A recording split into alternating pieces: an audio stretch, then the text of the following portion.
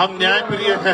Party के प्रदर्शन से मेरा अनुरोध है कि ये अपने झंडे मंडे जो है साथ लेके सड़क पर मार्च करते हुए ला जाए।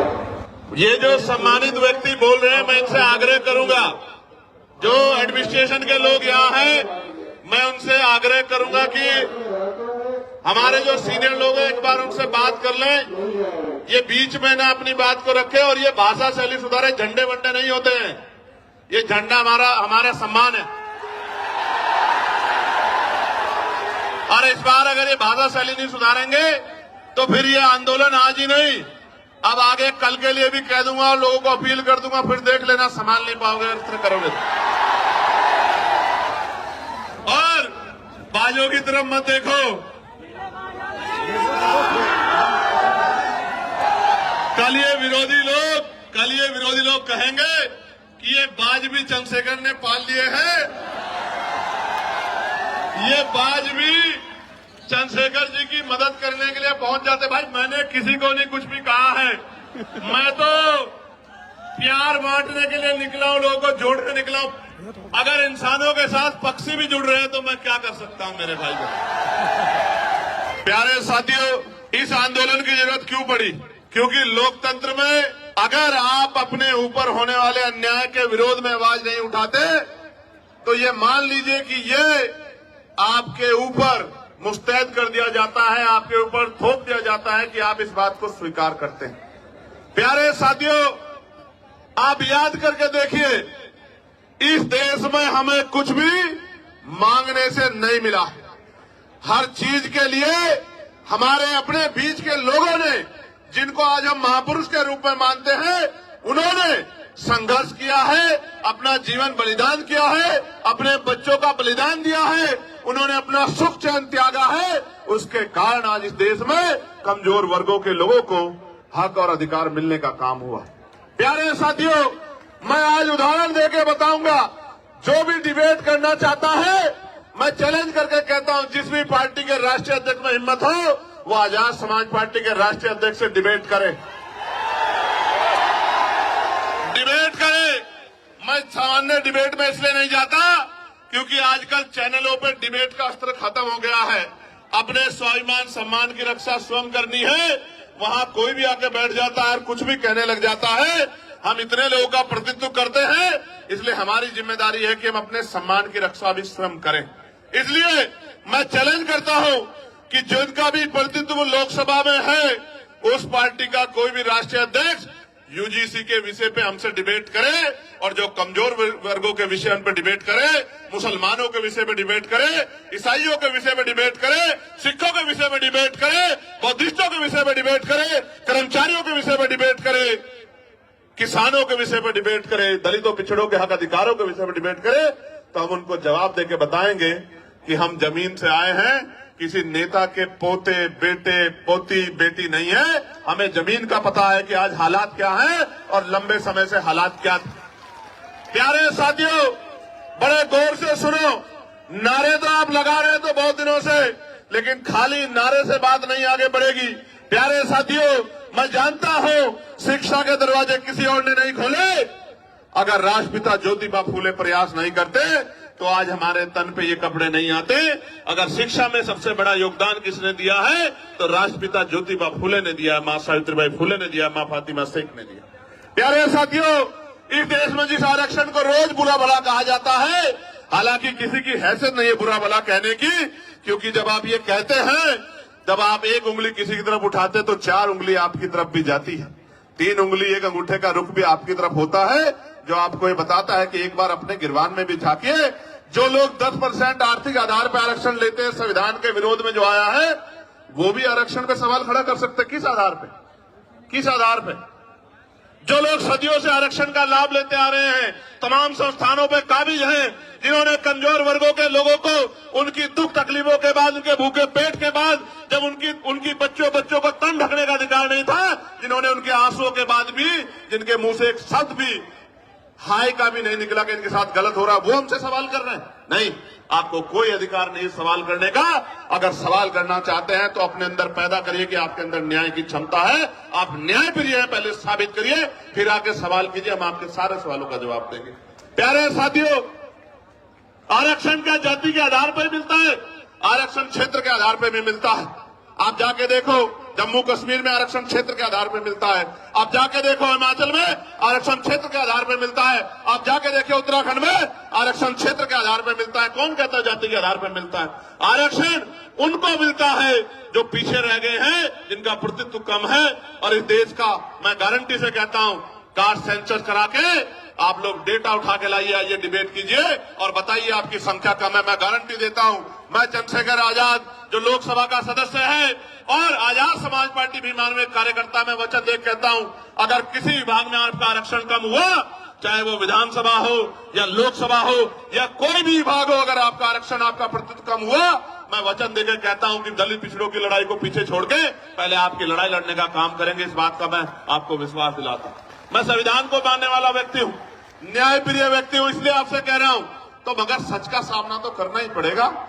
इस देश में अगर आरक्षण आया सबसे पहले तो 1902 में आया, जिसको छत्रपति साहू जी महाराज ने लागू किया, किसी और ने लागू नहीं किया। कुर्मी वंश के छत्रपति साहू जी महाराज ने लागू किया। उससे पहले तमाम न्यायप्रिय लोगों पे था अवसर, उन्होंने लागू नहीं। इस देश में अगर वोटिंग राइट मिला, इस देश के बहुसंख्यक लोगों को, बालिग लोगों को वयस्क मताधिकार मिला, सार्वभौमिक मताधिकार मिला, इसका श्रेय अगर किसी को जाता है तो वो बाबा साहब अम्बेडकर को जाता है। आपको इतिहास पढ़ना चाहिए। 1919 से पहले इस देश में बहुत कम % लोग वोट करते थे। मॉन्टेगो चैनफोर्ड सुधार समिति बनी और सुधार समिति ने नए पैमाने तय किए कि वोट देने का अधिकार उनको मिले जो जमींदार हैं, जो भूमि जिनके पास बड़ी संख्या में है, जो लगान देते हैं, जो टैक्स देते हैं, जो बहुत पढ़े लिखे हैं, जो पूंजीपति हैं, जिन पे व्यापार है।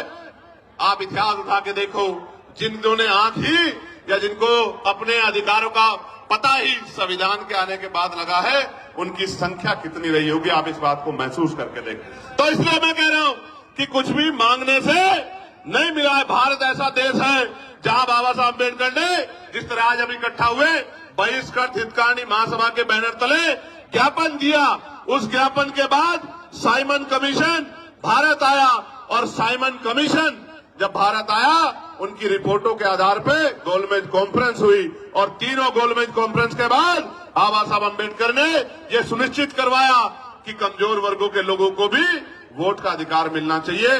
तब इस देश में, और आपको जान के खुशी होगी कि न्यायप्रिय चरित्र किसे कहते हैं, कि भारत पहला ऐसा देश है कि संविधान के लागू होने के साथ देश की महिलाओं को और गरीब और अमीर तमाम तबकों के लोगों को वोटिंग राइट मिलने का काम हुआ। ये काम अमेरिका नहीं कर पाया, ये काम जर्मनी नहीं कर पाया, ये काम यूरोपियन कंट्री नहीं कर पाई, ये काम इंग्लैंड नहीं कर पाया। ये काम अगर किसने किया कि महिलाओं को बराबर का अधिकार मिले, तो ये भारतीय संविधान में बाबा साहब अम्बेडकर ने किया। हिंदू कोड बिल पे इस्तीफा दिया जब महिलाओं को उनके अधिकार नहीं दिला पाए, पिछड़ों को उनके अधिकार नहीं दिला पाए। इसलिए हम तो लंबे समय से उपेक्षाओं से लड़ रहे हैं। मैं बात आपको क्यों बता रहा हूं, जब हम चारों तरफ देखते हैं तो मामना रामसु वर्मा दिखाई देते हैं, संत राम बी प्रजापति दिखाई देते हैं, मान्यवर काशीराम साहब दिखाई देते हैं, मान्यवर दीना भाना वाल्मीकि साहब दिखाई देते हैं। जब हम चारों तरफ देखते हैं, संत गाडगे जी महाराज दिखाई देते हैं, नारायणा गुरु दिखाई देते हैं। जब हम चारों तरफ देखते हैं, बाबू सिंह चौरसिया दिखाई देते हैं, परमानंद लोधी जी दिखाई देते हैं, अवंतिका बाई लोधी जी दिखाई देती है, जलकारी बाई दिखाई देती है, तमाम हमारे महापुरुष और वीरांगनाएं दिखाई देती है। ये सब कौन है? इन्होंने हमारी बस्ती में जन्म नहीं लिया, इन्होंने हमारे जिले में जन्म नहीं लिया, इन्होंने हमारे प्रदेश में जन्म नहीं लिया, मगर हम अपने मां बाप से ज्यादा इनका सम्मान करते हैं और इनके सम्मान पे खून की बूंद बूंद लगा सकते हैं। उसका कारण क्या है आप जानिए। उनका कारण ये है कि इन महापुरुषों ने अपने बच्चों को भी पीछे छोड़ दिया, इन्होंने हमारे लिए अपना पूरा जीवन जिया। इनकी वजह से आज हमें अधिकार मिले। इसका मैं उदाहरण बताता हूं। बाबा साहब अम्बेडकर ने अपने जीवन में 3 लोगों को गुरु माना। धार्मिक गुरु उन्होंने, न्यायिक गुरु के तौर पे उन्होंने महामानव तथागत बुद्ध को अपना गुरु माना। शिक्षा के क्षेत्र में उन्होंने राष्ट्रपिता ज्योतिबा फुले को अपना गुरु माना और अंधविश्वास पाखंडवाद को यानी कि विज्ञानवाद के तर्क के आधार पर बात करने के लिए उन्होंने गुरु कबीर जी को अपना गुरु माना। आप समझो, बाबा साहब ने राष्ट्रपिता ज्योतिबा फुले को गुरु माना, उनके दिखाए रास्ते पे चले, साहू जी महाराज के रास्ते पे चले। इसी वजह से वो सामाजिक न्याय की बात को मजबूती से रख पाए। कहां थे लोग जब इस देश में स्तन टैक्स लिया जाता था? कहां थे लोग इस देश में जब विधवा विवाह रोका गया था? कहां थे जब सती प्रथाएं होती थी? कौन खड़ा था इस बात को लड़ने के लिए जब महिलाओं को जिंदा जला दिया जाता था? वही महापुरुष खड़े थे जो समझते थे कि हर व्यक्ति के जीवन का मूल्य क्या है। प्यारे साथियों, बात मैं आपको क्यों बता रहा हूं कि हमारी पार्टी के नेता ये बात कर रहे थे कि भाई चंद्रशेखर आजाद पिछड़े वर्ग के लिए मैदान में आए, कोई नहीं आता। मैं उनको कहना चाहता हूं कि आप पिछड़े नहीं हैं, आप हमारे भाई हैं, हमसे पिछड़े हुए हैं। आप पिछड़े नहीं हैं, हम सब लोग पिछड़े हैं। आप हमारा परिवार हो, हमारे भाई हो, बस पिछड़े हुए हो, उन पिछड़ों को इकट्ठा करने के लिए हम लोग निकले।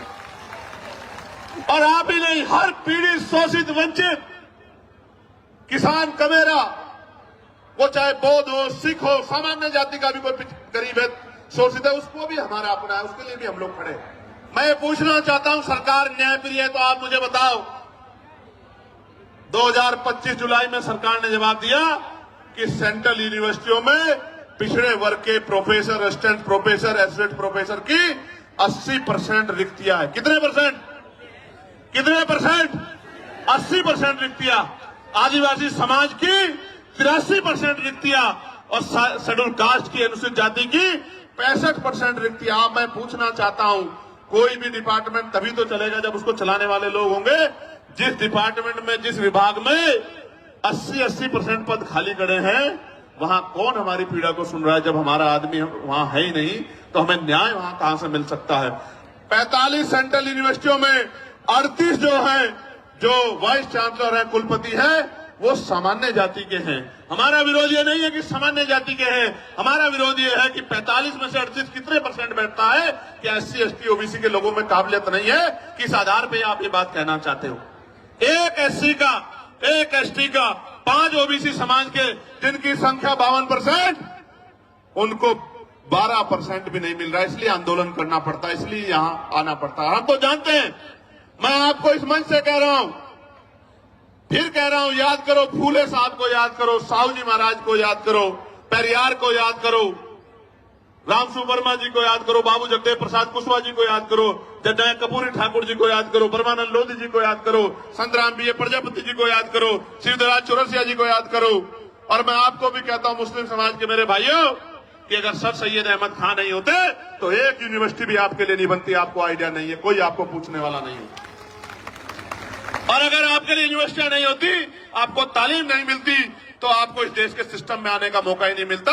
जब आप डॉक्टर, इंजीनियर, IAS, IPS, वकील जज नहीं बन पाते, तो आपको कलम में ताकत नहीं होती। आप कहां से किसी का भला कर पाते? आप तो अपना भला भी नहीं कर पाते। आपने देखा, उनके बाद 2 लोगों ने यूनिवर्सिटी बनाने का काम किया और दोनों के परिवारों का क्या हाल है।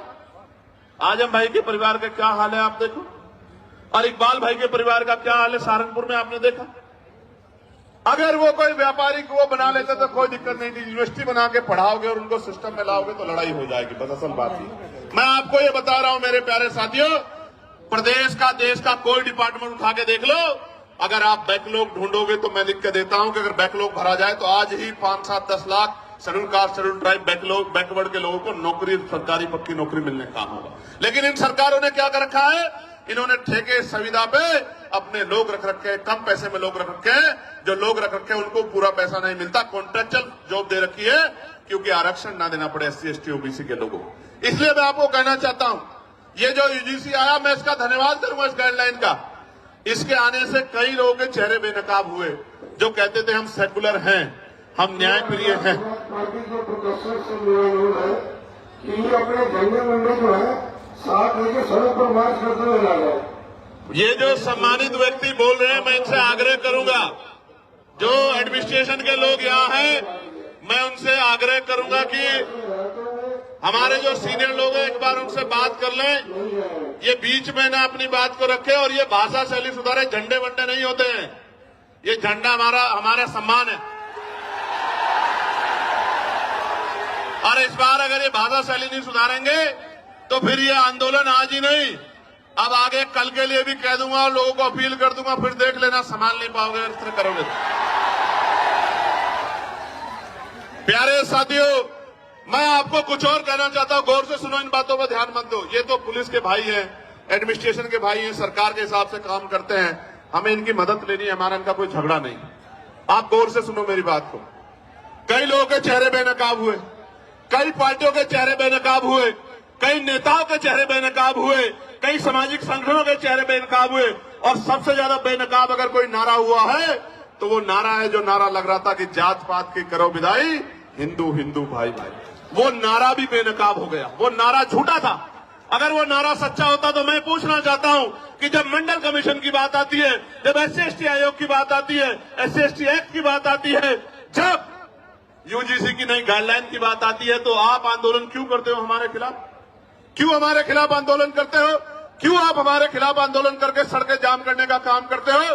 क्यों आप आंदोलन करके जो कहते थे कि प्रधानमंत्री हिंदू हृदय सम्राट है, उन्हीं प्रधानमंत्री को बताओ कहा गया नहीं कहा गया, कैसे कैसे शब्दों से नवाजा गया। तो जिस प्रधानमंत्री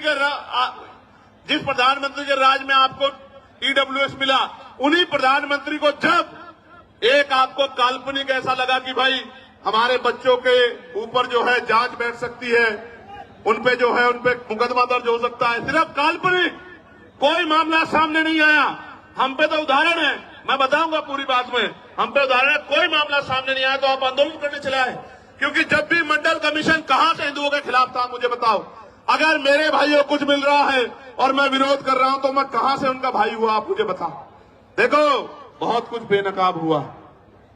बेनकाब ये हुआ है कि जाति सत्य है, जाति सत्य है, और जाति को ठुकराया नहीं जा सकता। जिसको हिंदू हृदय सम्राट कहते थे, उसी को जाति के आधार पर गाली देने का काम करते। इसका मतलब जब तक वो व्यक्ति आपका काम करेगा तब तक आप उसको पलकों बिठा के रखोगे, और जैसे ही वो कोई और इनका रोल भी नहीं यूजीसी में, तो आप उनको गाली देने लग जाओगे। ये है जाति का सत्य। मैं और बताता हूं, हाथ कंगन को आरसी क्या और पढ़े लिखे को फारसी क्या।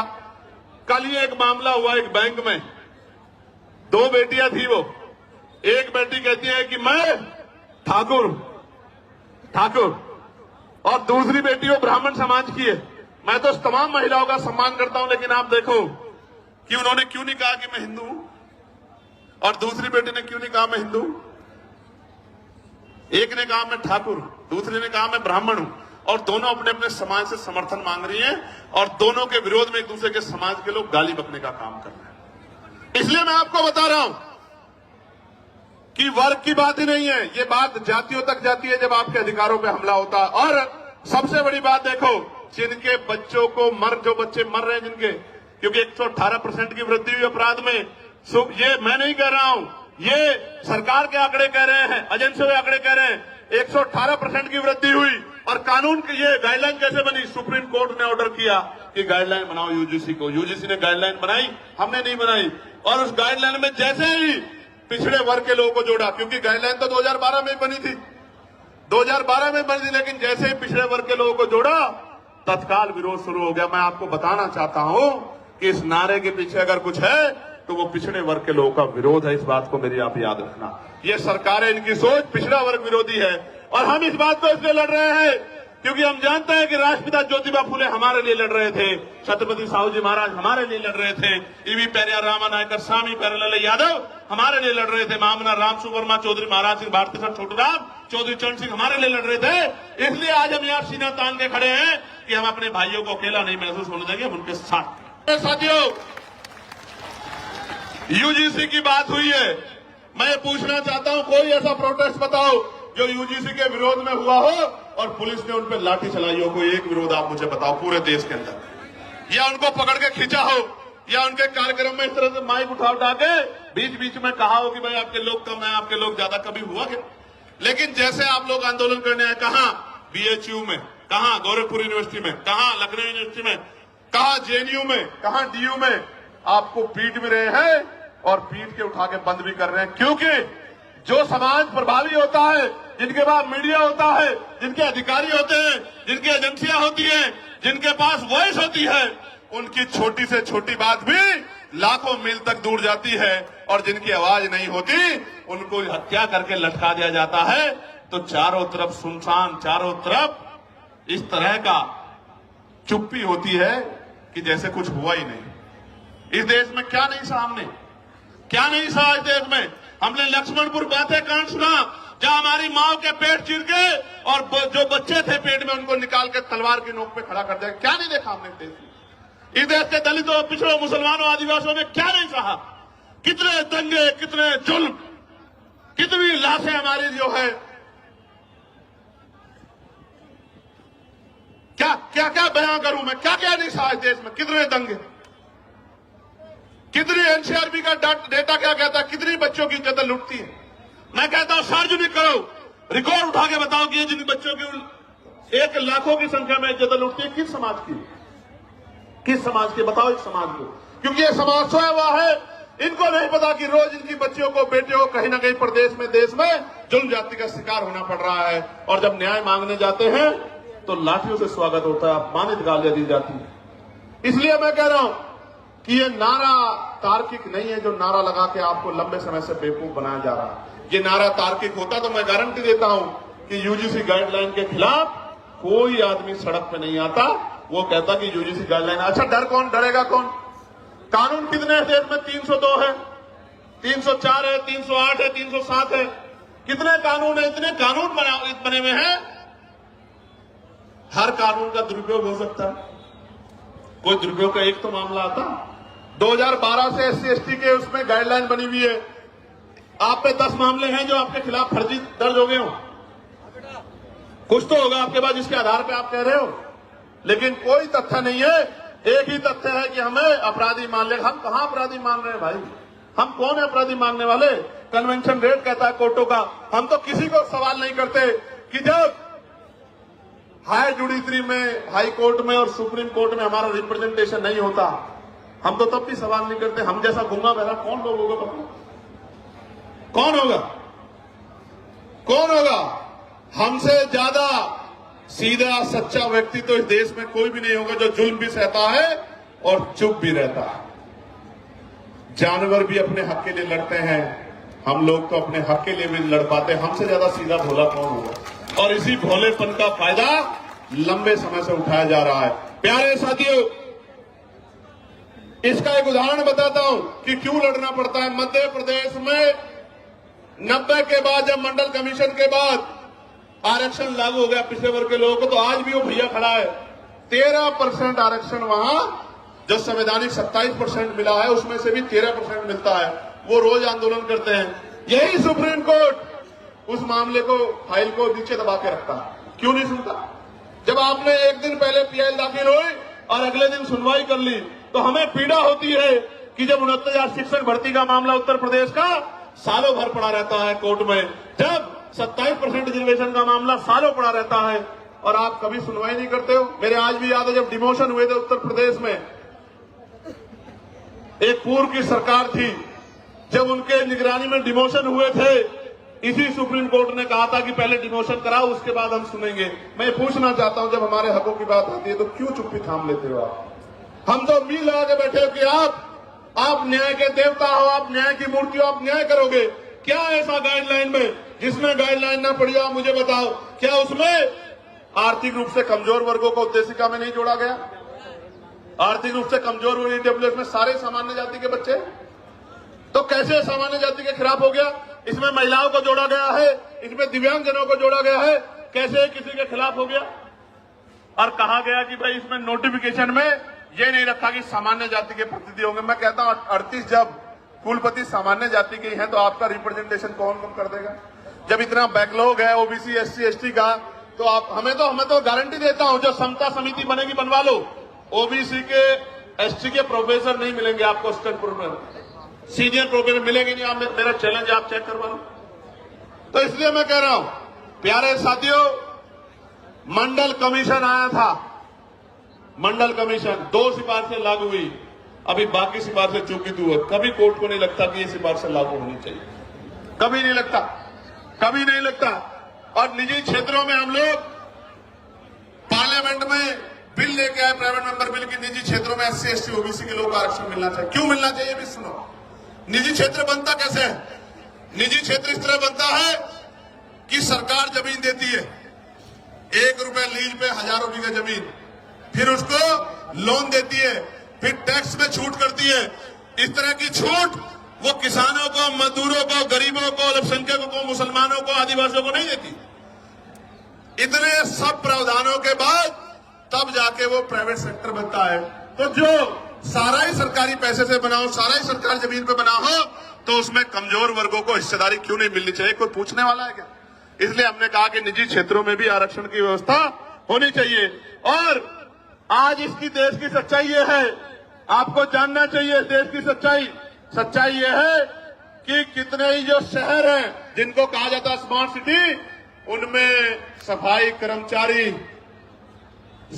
कर्मचारी सीवर में उतरते हैं, सीवर में मर जाते हैं।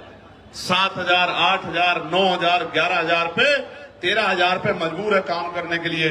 मैं आपको जिम्मेदारी के तौर पे कहना चाहता हूं, जानबूझ के जाति के आधार पे ये काम दिया गया है और जाति के आधार पे इसके वेतन का निर्धारण किया गया है। पक्की नौकरी छीन के ठेकेदारी सुविधा पे ये नौकरी देके आज भी हमारे लोग गटर में मरते। किसी को दुख क्यों नहीं होता? क्यों नहीं सुप्रीम कोर्ट संज्ञान लेता? एक मुख्यमंत्री असम का ये कहता है कि 5 की जगह 4 रुपए दो, इतना सताओ कि ये प्रदेश छोड़ के भाग जाए। जो वीडियो जारी करता है जिसमें सीने पे गोली मारने का जो है निर्देश दिया गया है, मैं पूछना चाहता हूं सुप्रीम कोर्ट सुमोटो क्यों नहीं लेता है? इस वायलेशन में सुप्रीम कोर्ट चुप क्यों है? हमारे नरसंहार पर सुप्रीम कोर्ट चुप क्यों है? इसलिए तकलीफ होती है कि जिस न्याय के मंदिर से हमें उम्मीद है वो न्याय का मंदिर हमारी तरफ नहीं देख रहा। इसलिए प्रोटेस्ट करना पड़ता है कि उस न्याय के मंदिर तक हमारी भी तकलीफ जाए, हमारी भी पीड़ा जाए। हम भी इस देश के लोग हैं, हम भी देश में टैक्स देते हैं, हम भी देश को सींचते हैं, हम भी देश की बिल्डिंगें बनाते हैं, हम बड़े बड़े शहरों की बिल्डिंगें बनाते हैं, उसमें हमारा पसीना लगता है। न्यूनतम वेतन मजदूरी पे और मजदूरी मांगने पे हत्या भी होती है। हम ही देश की बिल्डिंगें बनाते हैं, हमारे पसीने खून से बिल्डिंगें बनती हैं। हमारी माएं, हमारी बहनें, हमारे बच्चे पेट पे जो है हमारी माएं बच्चे बांध के इस बिल्डिंगों में ईंटें चढ़ा के मशीनरी तो आ जाइए, इस देश को मजबूत करने काम करते हुए बड़ी बड़ी बिल्डिंगें बनाती है। इन बिल्डिंगों में हम पे रहने के लिए स्थान नहीं होता है। ये सब हमारे सामने। सरकार कहती है हम प्रधानमंत्री आवास योजना चला रहे हैं, लेकिन आप देखो हल्द्वानी में कैसे बसे बसाए लोगों को उजाड़ने का काम किया जा रहा है। इसलिए दर्द होता है कि चारों तरफ हमें कोई सुनने वाला नहीं।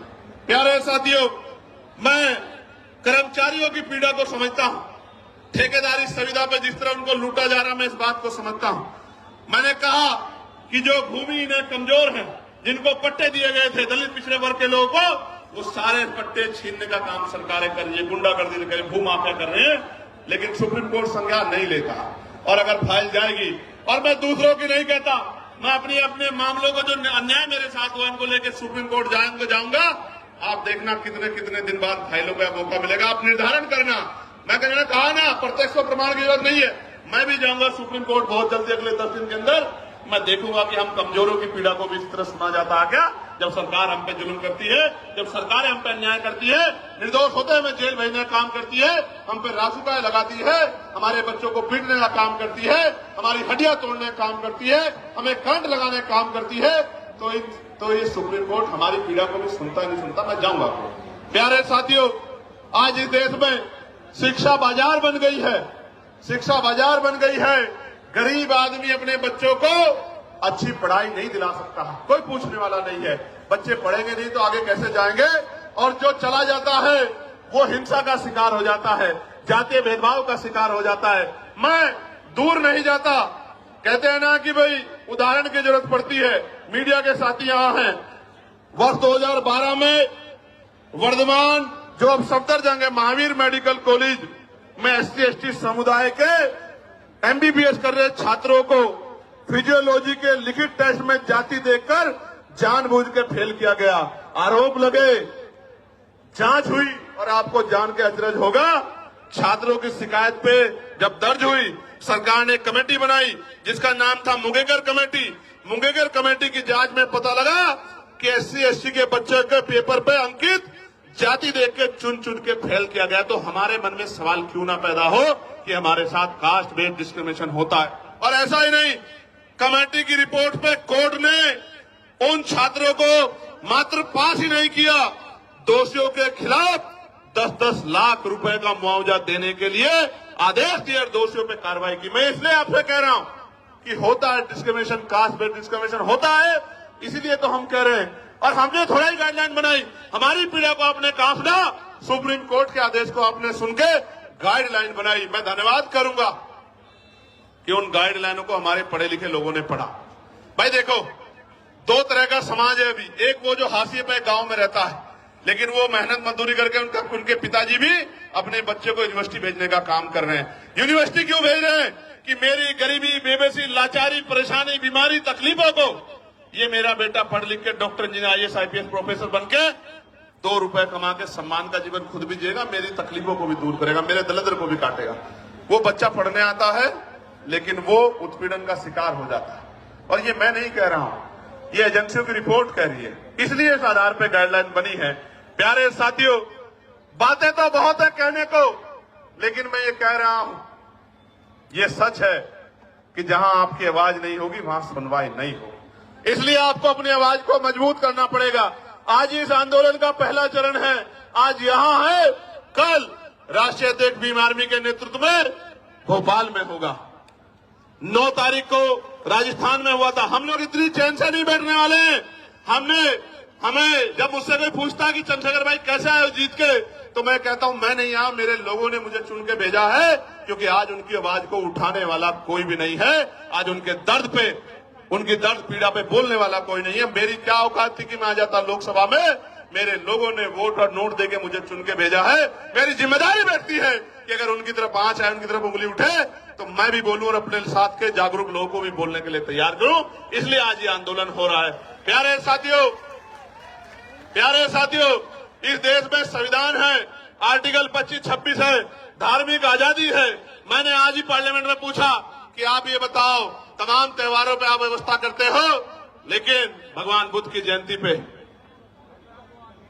संत कबीर जी की जयंती पे, गुरु रविदास जी की जयंती पे, पेरियार जी की जयंती पे, फूले जी की जयंती पे, साहू जी की जयंती पे, तमाम जो हमारे महापुरुष हुए हैं, मुस्लिम समाज में भी हुए, सिख समाज में भी हुए, जैन समाज में भी हुए, बौद्ध समाज में भी हुए, उनकी जयंतियों के अवसर पे, उनके धार्मिक आयोजनों पे आप बजट क्यों नहीं देते हो? बताओ। आप ईद पे क्या बजट खर्च करते हो? आप मुहर्रम पे क्या बजट खर्च करते हो? आप शब बारात पे क्या बजट खर्च करते हो? क्या इस देश के धन पे कुछ ही लोगों का अधिकार है? फिर ये देश, ये सरकार सबका साथ सबके विकास के झूठे के नारे के साथ क्यों खड़ी है? ये कहे कि धन तुम्हारा और अधिकार हमारा, धन तुम्हारा, अधिकार हमारा, हम अपने लोगों को देंगे। ये सच बताने का काम करें। हम जानते हैं सच क्या है। प्यारे साथियों, मैं लगातार उन विषयों को पार्लियामेंट में उठाने का काम करता हूं। हमारी संख्या कम है, इसलिए मुझे समय कम मिलता है, लेकिन ये संख्या कम हमेशा नहीं रहेगी। ये संख्या हमेशा कम नहीं रहेगी। हमें लड़ाई लड़नी पड़ेगी। और अगर हम चुप रहे ज्यादा दिन तक, वो दिन दूर नहीं है कि हमारी आने वाली पीढ़ियां इस देश में पुनः गुलाम हो जाएगी।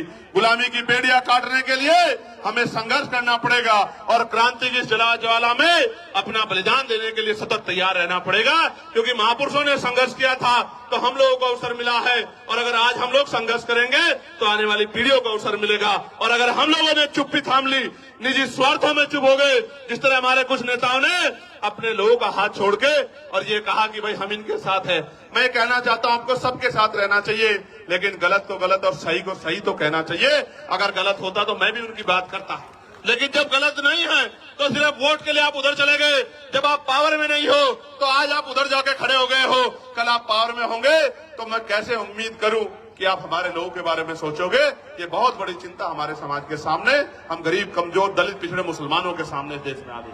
प्यारे साथियों, चारों तरफ अंधेरा है, चारों तरफ चुप्पी है, सब लोग आंखें बंद करके बैठ गए हैं। ऐसे दौर में अगर हम लोगों ने भी आंखें बंद कर ली तो मैं लिख के देता हूं कि लड़ने की हिम्मत टूट जाएगी। मेरी बात को आप याद रखें। जब मैं ये लड़ाई लड़ रहा हूं, आपको नहीं पता इसके बाद मुझे क्या मिलेगा। मीडिया में जो उस तरह की सोच के लोग हैं वो मेरे खिलाफ राजनीतिक प्रोपगंडा चलाएंगे, झूठे प्रोपगंडे चलाएंगे। वो जो अधिकारी उस सोच के हैं वो मुझे, मेरी पार्टी कार्यकर्ताओं को तोड़ने की कोशिश करेंगे, झूठे मुकदमे लगाएंगे। लेकिन मैं आपको बताना चाहता हूं, जीवन एक बार मिला है, जीवन बार बार नहीं मिलता। मौत कल की आती आज आ जाए, हम अपने लोगों के हितों से किसी भी कीमत पे समझौता नहीं करेंगे। और अगर हम जैसे लोग चुप हो गए, हम जैसे लोग बैठ गए, तो मैं लिख के देता हूं कि फिर कोई हिम्मत नहीं कर पाएगा कि वो लड़ाई को लड़ ले। प्यारे साथियों, लड़ाई बड़ी महत्वपूर्ण है। आज आपने इतनी बड़ी संख्या में जुटकर ये संदेश सरकार को दे दिया कि आप लोग कमर कसे हुए बैठे हो, मेरे एक आदेश का इंतजार कर रहे हो। मैं आपको विश्वास दिला के बताता हूं,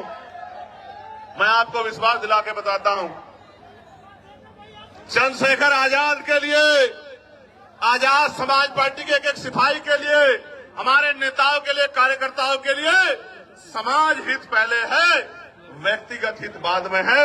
हम मिट तो सकते हैं, लेकिन समाज के हितों से समझौता करके झुक नहीं सकते। मेरी बात को आप याद रखें।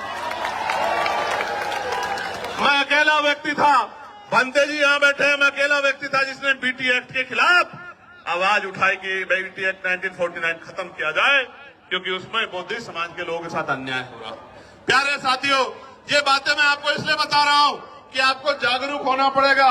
यहां तो बहुत सारे ऐसे लोग हैं जो बिल्कुल अपने से दिखाई देते हैं, ऐसा ही पढ़ना पहनते हैं, लेकिन अपने नहीं हैं। आज तो हर पार्टी आपको लुभाने के लिए अपने नेताओं को, फरीदाबाद के लोग सुनो, पलवल के लोग सुनो मेरी बात को, हर पार्टी ऐसे पटके पहना के अपने लोगों को घुमाने लगी है, लेकिन ऐसा पटका पहनने वाला सच्चा नहीं हो सकता। बाबा साहब अम्बेडकर को और बहुजन महापुरुषों की विचारधारा पे चलने वाला व्यक्ति सच्चा हो सकता है। नीला पटका तो बाजार की हर दुकान पर मिल जाएगा, कोई भी पहन घूम जाएगा। कोई पार्टी बताओ, आप औरों को छोड़ो, भारतीय जनता पार्टी को देखो, जिन आरएसएस के लोगों ने जीते जी बाबा साहब की शव यात्रा निकाली, वही आरएसएस के, बीजेपी के लोग सबसे बड़ा फोटो बाबा साहब का लगाते हैं नहीं लगाते हैं? तो अगर बाबा साहब की फोटो लगाने वाला सच्चा है, नीला पटका पहनने वाला, मात्र नीला पटका पहनने वाला सच्चा, तो हर वो व्यक्ति सच्चा है जो वोट के लिए आपको जय भीम कर रहा है या नमस्कार कर रहा है। मैं आपको कहना चाहता हूं मेरे लोगों, ये वोट का अधिकार नहीं होता, ये वोट का अधिकार नहीं होता तो ये अमीर लोग आपकी बस्तियों में नहीं आते। मेरे लोगों, ये वोट का अधिकार नहीं होता तो ये अमीर लोग आपकी गलियों में नहीं आते, आपके घरों में नहीं जाते। और आप देखो किस तरह की व्यवस्था है कि आज भी अगर भेदभाव नहीं है तो बहुत सारे नेता जाके कमजोर वर्गों के घरों में खाना खाने का नाटक क्यों करते हैं भाई? खाना खाने का नाटक क्यों करते हैं? इसलिए करते हैं कि वो एहसास कराना चाहते हैं कि हम बदल रहे हैं। आप बदलते तो हमारे खिलाफ विरोध क्यों करते? क्यों विरोध करते हमारे खिलाफ? हमारे बच्चों की जान जा रही है, आप पे एक मामला नहीं है। मैं चैलेंज करता हूं, अगर झूठे मुकदमे दर्ज करने की बात आप कर रहे हैं तो 12 से गाइडलाइन बनी है, 26 हो गया है। आप 100 मामले उठा के लेके आओ, हम लोग चर्चा करेंगे, आपकी बात को सुनेंगे। लेकिन मैं मानता कि अगर आपने यूनिवर्सिटी में बैठे अध्यापकों ने, प्रोफेसरों ने, यूनिवर्सिटी में पढ़ने वाले उन बच्चों ने जो आज डर रहे हैं, अगर आगे बढ़ के उन्होंने कहा होता कि डिस्क्रिमिनेशन हो रहा है, कानून बनाओ, तो मैं स्वागत करता कि आपका चरित्र न्याय कीजिए। प्यारे साथियों, मैंने पहले भी कहा, वही डरेगा जो अपराध करेगा। जो अपराध नहीं करेगा वो क्यों डरेगा? मैंने कहा कि जो अपराध नहीं करना चाहते वो बच्चे पढ़ रहे हैं, क्योंकि इस देश के मीडिया के चैनलों में हमने सुना जब किसान आया था तो किसान नहीं आया था, खालिस्तानी आए थे, खालिस्तानी। जब एनआरसी का आंदोलन चल रहा था तो मुसलमान नहीं लड़ रहा था, जैन सिंह बोध नहीं लड़ रहा था, पता नहीं क्या क्या नाम दिए गए थे। जब अपने हकों के लिए दलित पिछड़े आते हैं, आदिवासी आते तो नक्सली कहा जाता है। इसलिए मैं इस टीवी को सुन के ही समझ आता है कि जो अभी कुछ दिन पहले आंदोलन कर रहे थे वो आंदोलनकारी नहीं थे, वो आंदोलनकारी नहीं थे, क्योंकि जो जिनको पढ़ना है वो तो पढ़ रहे हैं। मैंने तो अपने बच्चों से कहा कि आप मत जाओ कहीं भी, आजाद समाज पार्टी है, भीम आर्मी है, हमारा लीगल सेल है, आर्य जी है, रजनीश जी है, हम लोग लड़ेंगे ना भाई। जिनको हम लोग वोट देते हैं उनकी क्या जिम्मेदारी है कि वोट लेके हमसे मुंह फेर लें? फिर हमारे लिए लड़ने की जिम्मेदारी किसकी है? आंदोलन करने की जिम्मेदारी किसकी है? सरकार से सवाल पूछने की जिम्मेदारी किसकी है? विरोध प्रदर्शन करने की जिम्मेदारी किसकी है? और अगर ये काम नहीं कर रहे हैं तो वो हमारे नेता नहीं हो सकते हैं। अगर अपने हमारे बच्चों को लड़ने के लिए आना पड़ा तो हमारे नेताओं को शर्म आनी चाहिए। तो इसलिए मैं उन बच्चों को विश्वास दिलाने के लिए, जो पढ़ रहे हैं जेएनयू में, डीयू में, जो पढ़ रहे हैं पटना यूनिवर्सिटी में, जो पढ़ रहे हैं लखनऊ यूनिवर्सिटी में, प्रयागराज यूनिवर्सिटी में, बीएच यूनिवर्सिटी में, उत्तराखंड, उन सब बच्चों को ये बताने के लिए आया हूं कि हमारे लिए राजनीति बाद में, समाज हित पहले, अपने बच्चों का भविष्य पहले। हम अपने बच्चों को विश्वविद्यालय में मरने नहीं देंगे, इसलिए हम लोग आज मैदान में जंतर मंतर पे खड़े। प्यारे साथियों, मुझे साथियों ने आते बताया कि कुछ लोग उल्टे सीधे सवाल पूछ रहे हैं।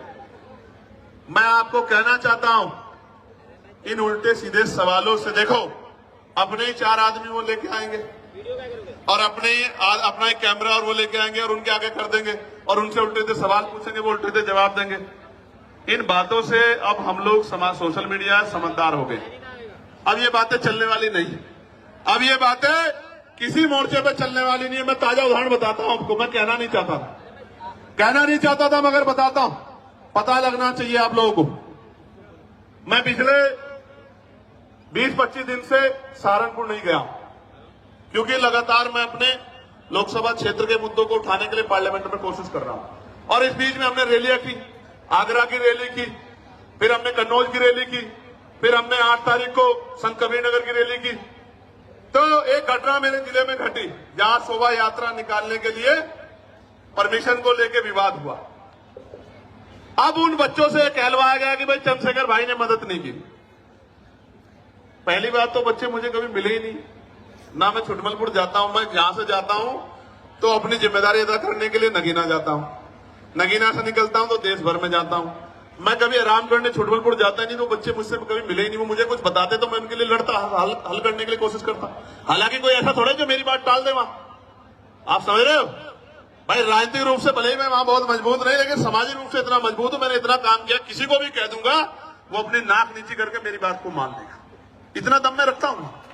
लेकिन काम की बात जानो, वो बच्चे मेरे पास आए नहीं, मैं घर गया नहीं, लेकिन चलाया गया कि देखो चंद्रशेखर भाई ने मदद नहीं की। भाई आप मुझे बताओ, मेरे पास कोई मामला नहीं आएगा, मैं कैसे मदद कर दूंगा, आप बताओ। लेकिन चला गया कि भाई चंद्रशेखर मदद नहीं कर रहे हैं, चंद्रशेखर तो भाई मुस्लिम भाइयों का मामला इसलिए मदद नहीं कर रहे हैं। मैं पूछना चाहता हूं, ये मुस्लिम कोई अलग थोड़े, ये भी तो हमारे ही हैं। इनको मैं अगर किसी बात को अपने 20 नेताओं को भेज देता तो सब लोग फूल करके स्वागत कर देगा, लेकिन मुझे पता ही लगा तो मैं क्या कर दूंगा।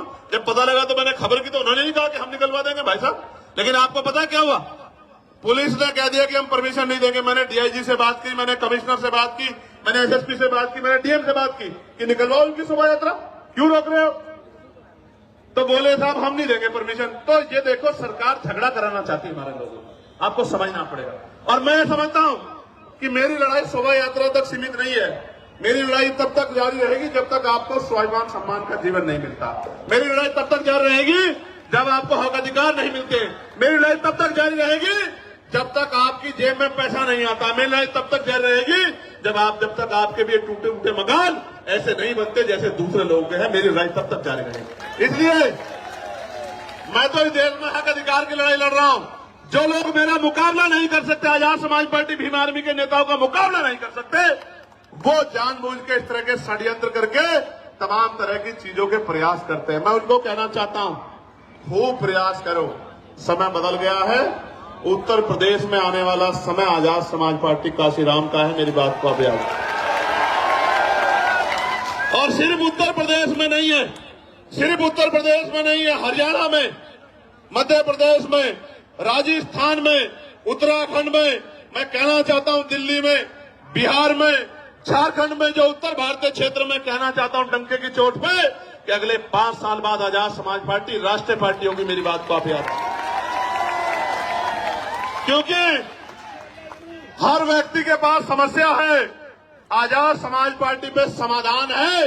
इसलिए सब लोग एडी चोटी का जोड़ लगा के सुबह शाम षड्यंत्र करते रहते हैं। इतना काम ही अपनी पार्टी के लिए करे तो इनकी पार्टी का भी 1-2 एमएलए जीत जाएगा। अगर ये इतना काम करे, अपना काम नहीं करते, बस यही काम करते, कभी हमारे नेताओं को पकड़वाते हैं, कभी अखबार में ऐसी खबरें छपवाते हैं। इनसे थोड़े डरने वाले हम लोग, इन साजिशों से हम लोग निर्दय स्थिति डरने वाले नहीं, याद रखना मेरी बात। इनसे नहीं डरने वाले हैं, इन साजिशों से डरने वाले। लेकिन वचन देके दिल्ली से कह रहा हूं आपको, हम प्रथम और अंतिम भारतीय हैं। भारत की अस्मिता पे कोई आंच आएगी, भारत की सेना के सम्मान पे कोई आंच आएगी, जो हमारा गौरव है, हमारे अर्धसैनिक बलों पे, हमारे पुलिस के भाइयों पे कोई आंच आएगी, अगर हम में खून की कमी भी हो जाएगी तो हम अपने खून का कतरा कतरा देके इस देश के गौरव की रक्षा करेंगे। मैं आपको वचन देके कह रहा हूं। हमारी लड़ाई किसी जाति से नहीं है, किसी धर्म से नहीं है, हमारी लड़ाई अधिकारों की है, हमारी लड़ाई सामाजिक न्याय की है, हमारी लड़ाई भाईचारा कैसे बनेगा।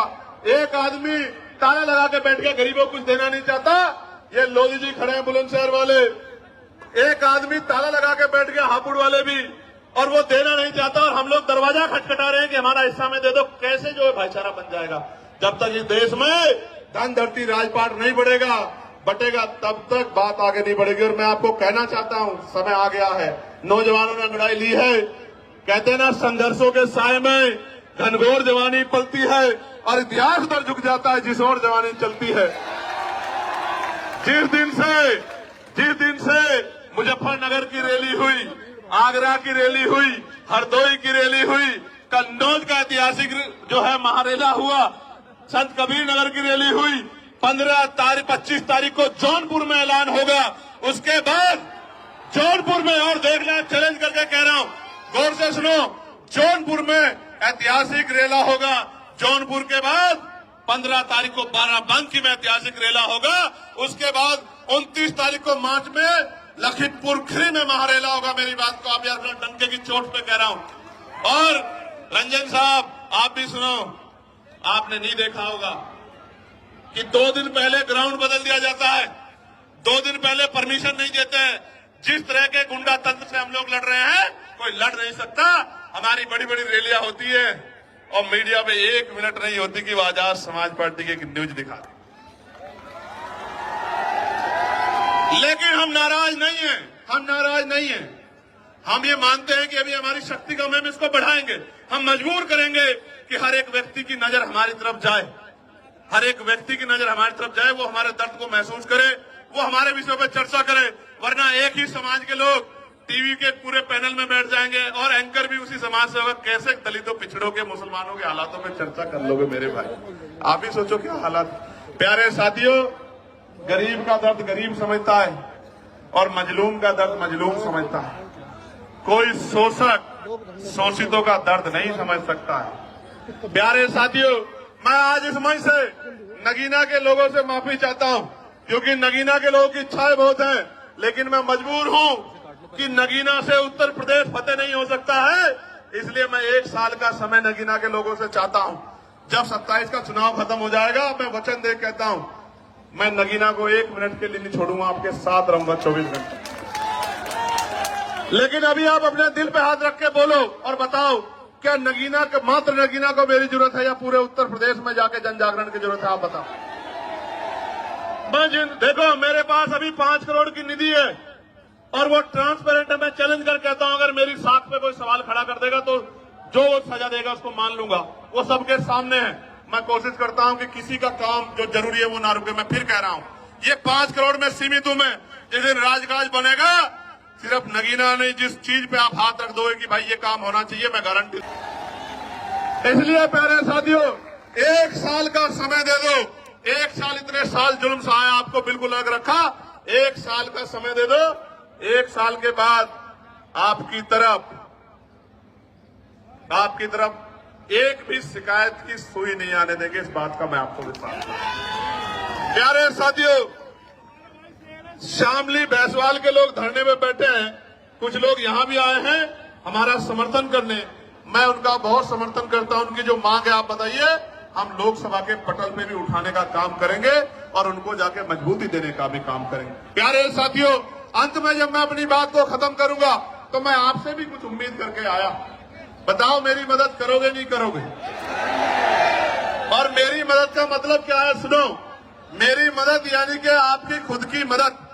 गौर से सुनना, आज हमने, किसी को नहीं पता था हमारा प्रदर्शन यहां होता है तो पूरा कनॉट पैलेस, पूरा ये क्षेत्र जाम हो जाता है। इस बात को पूरा प्रशासन, पुलिस जानती है।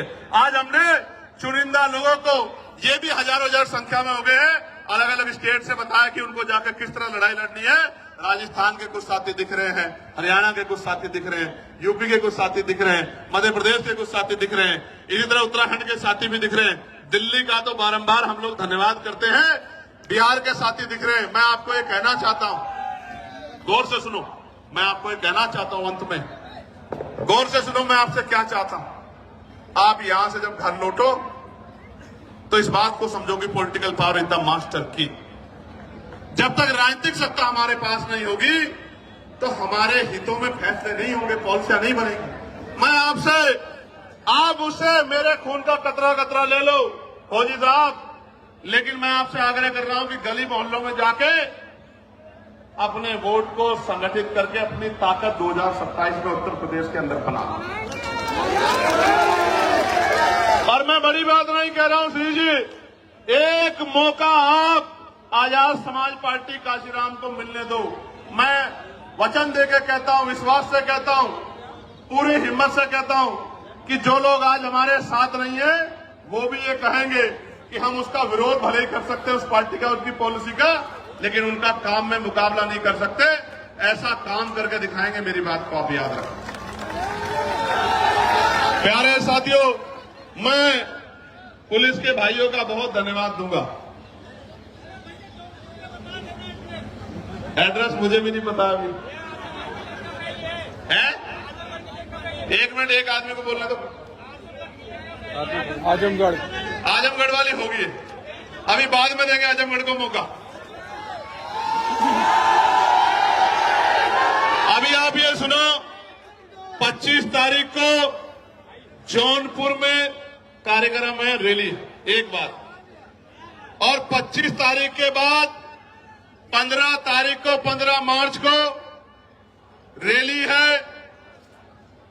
बाराबंकी लखनऊ के पास, और 29 मार्च को है लखीमपुर खीरी, और 5 अप्रैल को है उत्तराखंड के साथियों को भी मौका दिया है कि वो भी अपनी शक्ति को इस बार दिखा दे। बहुत दिन हो गए हैं उनको भी, क्योंकि इस बार उत्तराखंड से भी हमारा प्रतिनिधित्व आने वाला है, ऐसा भी मेरा विश्वास है।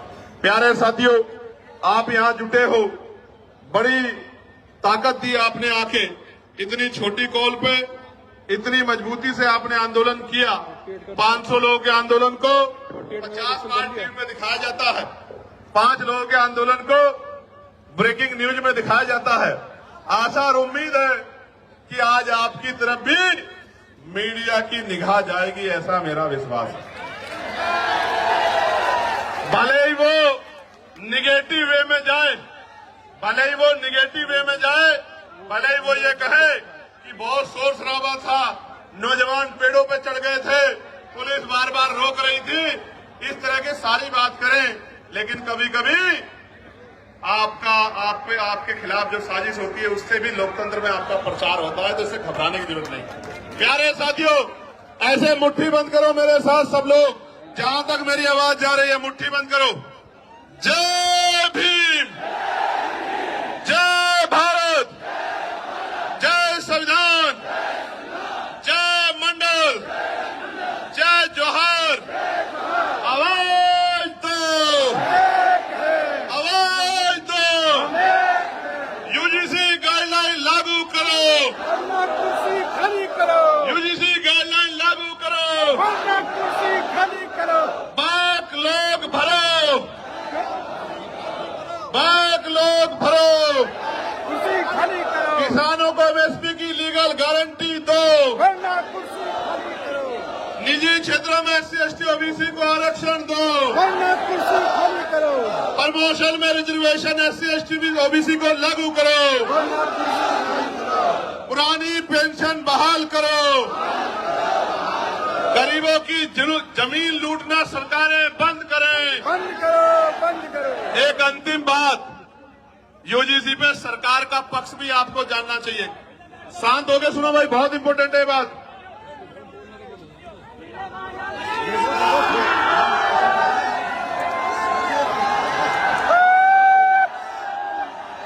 एक मिनट सुनो, अभी चर्चा करेंगे, खत्म कर रहे हैं। सुनो, जब ये यूजीसी गाइडलाइन के खिलाफ कोर्ट में गए लोग, तो सरकार की जिम्मेदारी थी कि वो पैरवी करती। आप, क्योंकि सुप्रीम कोर्ट के जो कार्रवाई है वो भी अब ऑनलाइन है, तो सॉलिसिटर जनरल जो है हमारे, उन्होंने एक शब्द नहीं कहा कि भाई ये होना चाहिए, इसमें कोई कमी नहीं है। अगर वो बोलते तो मानते, सरकार इस पक्ष में थी। गौर से सुनो, क्योंकि जब किसानों के खिलाफ कानून बने और किसान आए कोर्ट में, तो सॉलिसिटर जनरल उसकी खूबियां गिना रहे थे, 370 पे खूबियां गिना रहे थे, 3 तलाक पे खूबियां गिना रहे थे, और तमाम कानूनों पे खूबियां गिना रहे थे। लेकिन यूजीसी की गाइडलाइन पे जब रोक लग रही थी, तो जेब में हाथ डाल के खड़े थे। मुझे बड़ी तकलीफ होती है कि जिनको हम रहनुमा समझते हैं वही हमें मारने के पीछे तले। और बाजों की तरफ मत देखो, कल ये विरोधी लोग कहेंगे कि ये बाज भी चंद्रशेखर ने पाल लिए हैं, ये बाज भी चंद्रशेखर जी की मदद करने के लिए पहुंच जाते। भाई मैंने किसी को नहीं कुछ भी कहा है, मैं तो प्यार बांटने के लिए निकला हूं, लोगों को जोड़ने निकला हूं। अगर इंसानों के साथ पक्षी भी जुड़ रहे हैं तो मैं क्या कर सकता हूं मेरे भाई को। प्यारे साथियों, मैं पुणे दिल्ली की पूरी टीम का बहुत बहुत धन्यवाद करता हूं।